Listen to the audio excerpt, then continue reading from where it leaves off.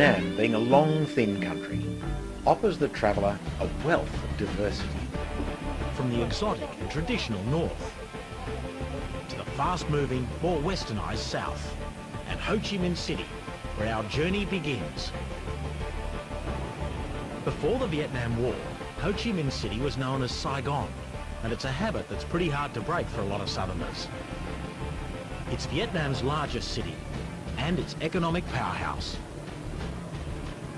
The city's history actually goes back 300 years, but it's pretty obvious that the French gave it the look it has today. The Reunification Express is the name given to the half dozen or so daily trains that make their way on the 1,700 kilometre route between Saigon and Hanoi. As the name suggests, the reconstruction of the old French-built line after the Vietnam War was a major influence in reunifying the long divided country. One of the highlights of the journey is the crossing of the Hai Van Pass between the great cities of Da Nang and Hue. We're on such sharp curves. When you come around a corner, because we're right on the edge of the cliff, it feels like you're flying. The Hai Van Pass is also the dividing line between the northern climate and the southern climate in Vietnam. South it's equatorial, north it's more temperate. On the descent, the train picks up speed until it reaches the crossing at Cao Hai Lagoon, marking the end of the Hai Van Pass. The cultural wonders of Vietnam are many and varied, with overlapping influences from ancient Cham and Chinese kingdoms, through to the opulent French colonial era and subsequent communist and more recent Western styles. But for a classic melting pot, you can't go past the ancient to atmospheric city of Hoi An.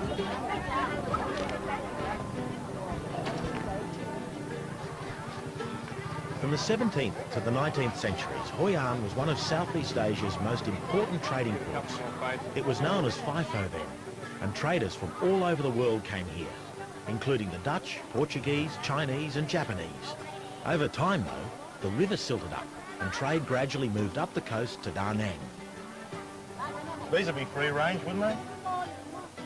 What's this called?